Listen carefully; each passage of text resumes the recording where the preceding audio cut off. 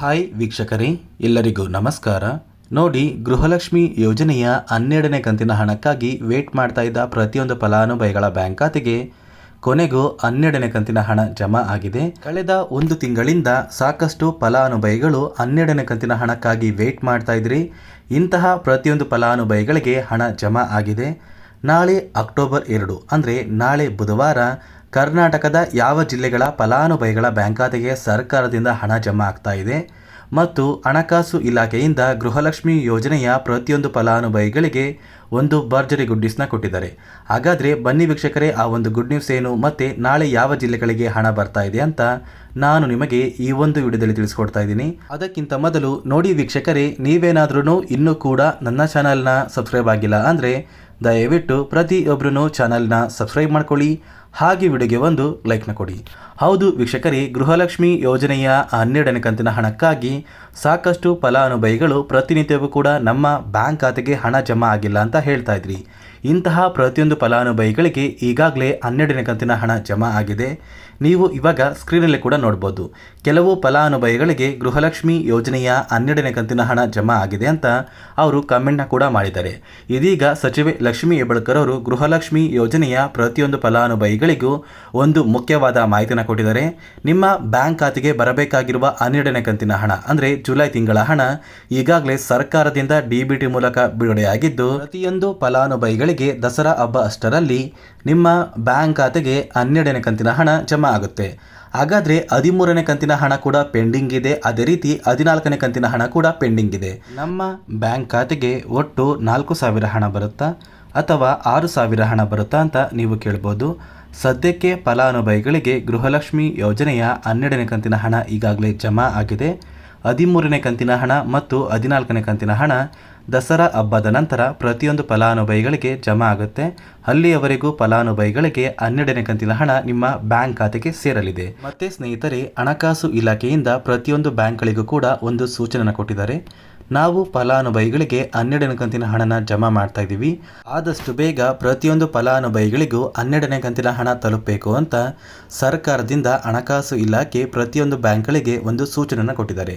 ಅದೇ ರೀತಿ ನಾಳೆ ಬುಧವಾರ ಅಕ್ಟೋಬರ್ 2ರಂದು ಕರ್ನಾಟಕದ ಯಾವ ಜಿಲ್ಲೆಗಳಿಗೆ ಹಣ ಜಮಾ ಆಗಲಿದೆ ಅಂದರೆ, ಮೊದಲಿಗೆ ಸ್ನೇಹಿತರೆ, ಬೆಂಗಳೂರು ನಗರ, ಬೆಂಗಳೂರು ಗ್ರಾಮಾಂತರ, ಬಾಗಲಕೋಟೆ, ಬೆಳಗಾವಿ, ರಾಮನಗರ, ಚಿಕ್ಕಬಳ್ಳಾಪುರ, ಚಿತ್ರದುರ್ಗ, ದಾವಣಗೆರೆ, ಕೋಲಾರ, ಶಿವಮೊಗ್ಗ, ವಿಜಯಪುರ, ಧಾರವಾಡ, ಗದಗ, ಹಾವೇರಿ, ಉತ್ತರ ಕನ್ನಡ, ಬಳ್ಳಾರಿ, ಕಲಬುರಗಿ, ಬೀದರ್, ರಾಯಚೂರು, ಕೊಪ್ಪಳ, ಯಾದಗಿರಿ, ವಿಜಯನಗರ, ಚಾಮರಾಜನಗರ, ಮೈಸೂರು, ಉಡುಪಿ, ಮಂಡ್ಯ, ಹಾಸನ ಮತ್ತು ದಕ್ಷಿಣ ಕನ್ನಡ ಈ ಜಿಲ್ಲೆಯ ಪ್ರತಿಯೊಂದು ಫಲಾನುಭವಿಗಳಿಗೂ ನಾಳೆ ಬುಧವಾರ ಅಂದರೆ ಅಕ್ಟೋಬರ್ 2ರಂದು ಗೃಹಲಕ್ಷ್ಮಿ ಯೋಜನೆಯ 12ನೇ ಕಂತಿನ ಹಣ ಜಮಾ ಆಗಲಿದೆ.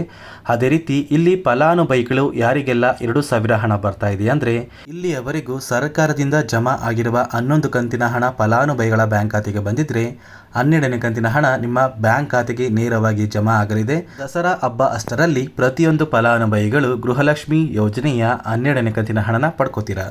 ಅದೇ ರೀತಿ ಸರ್ಕಾರದಿಂದ ಯಾರಿಗೆಲ್ಲ ಇನ್ನೂ ಕೂಡ ಪೆಂಡಿಂಗ್ ಹಣ ಬಂದಿಲ್ಲ ಅಂತ ಹೇಳ್ತಾ ಇದ್ದೀರಾ, ಇಂತಹ ಪ್ರತಿಯೊಂದು ಫಲಾನುಭವಿಗಳಿಗೆ ಸರ್ಕಾರ ಒಂದು ಮುಖ್ಯವಾದ ಮಾಹಿತಿನ ಕೊಟ್ಟಿದ್ದಾರೆ.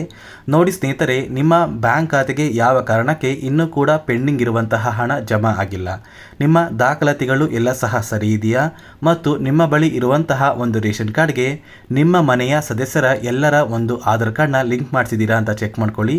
ಒಂದು ವೇಳೆ ದಾಖಲಾತಿಗಳು ಎಲ್ಲ ಸಹ ಸರಿ ಇದ್ದರೆ ಆದಷ್ಟು ಬೇಗ ಮಹಿಳಾ ಮತ್ತು ಮಕ್ಕಳ ಅಭಿವೃದ್ಧಿ ಇಲಾಖೆಗೆ ಭೇಟಿ ನೀಡಿ ಅಲ್ಲಿ ಇರುವಂತಹ ಒಂದು ಅಧಿಕಾರಿಗಳು ನಿಮ್ಮ ಬ್ಯಾಂಕ್ ಖಾತೆಗೆ ಯಾವ ಕಾರಣಕ್ಕೆ ಹಣ ಜಮಾ ಆಗಿಲ್ಲ ಮತ್ತು ನಿಮ್ಮ ಸಮಸ್ಯೆಗಳಿಗೆ ಪ್ರತಿಯೊಬ್ಬರು ಕೂಡ ಸಹಾಯ ಮಾಡ್ತಾರೆ. ಅದೇ ರೀತಿ ಗೃಹಲಕ್ಷ್ಮಿ ಯೋಜನೆಯ 13ನೇ ಕಂತಿನ ಹಣ ಮತ್ತು 14ನೇ ಕಂತಿನ ಹಣ ಏನಿದೆ, ಆ ಒಂದು ಹಣ ಫಲಾನುಭವಿಗಳಿಗೆ ಅಕ್ಟೋಬರ್ ತಿಂಗಳಲ್ಲೇ ನಾವು ಜಮಾ ಮಾಡ್ತೀವಿ ಅಂತ ಸರ್ಕಾರ ಒಂದು ಭರವಸೆನ ಕೊಟ್ಟಿದ್ದಾರೆ. ಅಂದರೆ ನಿಮ್ಮ ಬ್ಯಾಂಕ್ ಖಾತೆಗೆ ಬರಬೇಕಾಗಿರುವ ಜುಲೈ ತಿಂಗಳ ಹಣ ಮತ್ತು ಆಗಸ್ಟ್ ತಿಂಗಳ ಹಣ, ಅದೇ ರೀತಿ ಸೆಪ್ಟೆಂಬರ್ ತಿಂಗಳ ಹಣ ಕೂಡ ಪ್ರತಿಯೊಂದು ಫಲಾನುಭವಿಗಳಿಗೂ ಅಕ್ಟೋಬರ್ ತಿಂಗಳಲ್ಲಿ ಜಮಾ ಆಗುತ್ತೆ. ಆದರೆ ಮೊದಲು ನಿಮ್ಮ ಬ್ಯಾಂಕ್ ಖಾತೆಗೆ 12ನೇ ಕಂತಿನ ಹಣ ಜಮಾ ಆಗುತ್ತೆ. ನಂತರ 13 ಮತ್ತು 14ನೇ ಕಂತಿನ ಹಣ ಪ್ರತಿಯೊಂದು ಫಲಾನುಭವಿಗಳಿಗೆ ಸೇರುತ್ತೆ. ಈಗಾಗಲೇ ಸರ್ಕಾರದಿಂದ ಗೃಹಲಕ್ಷ್ಮಿ ಯೋಜನೆಯ 12ನೇ ಕಂತಿನ ಹಣ ಫಲಾನುಭವಿಗಳ ಬ್ಯಾಂಕ್ ಖಾತೆಗೆ ಜಮಾ ಆಗ್ತಾ ಇದೆ. ನಿಮ್ಮ ಬ್ಯಾಂಕ್ ಖಾತೆಗೂ ಕೂಡ ಕೆಲವೇ ದಿನಗಳಲ್ಲಿ 12ನೇ ಕಂತಿನ ಹಣ ಜಮಾ ಆಗುತ್ತೆ. ದಯವಿಟ್ಟು ಇಲ್ಲಿಯವರೆಗೂ ನಿಮ್ಮ ಬ್ಯಾಂಕ್ ಖಾತೆಗೆ ಎಷ್ಟು ಕಂತಿನ ಹಣ ಜಮಾ ಆಗಿದೆ ಅಂತ ಪ್ರತಿಯೊಬ್ಬರನ್ನು ಕಮೆಂಟ್ನ ಮಾಡಿ ತಿಳಿಸಿ. ಅದೇ ರೀತಿ ವಿಡಿಯೋ ನೋಡ್ತಾ ಇರುವ ಪ್ರತಿಯೊಬ್ಬರು ಕೂಡ ನನ್ನ ಚಾನಲ್ನ ಇನ್ನೂ ಕೂಡ ಸಬ್ಸ್ಕ್ರೈಬ್ ಆಗಿಲ್ಲ ಅಂದರೆ ದಯವಿಟ್ಟು ಪ್ರತಿಯೊಬ್ಬರೂ ಚಾನಲ್ನ ಸಬ್ಸ್ಕ್ರೈಬ್ ಮಾಡ್ಕೊಳ್ಳಿ. ಹಾಗೆ ವಿಡಿಯೋಗೆ ಒಂದು ಲೈಕ್ನ ಕೊಡಿ.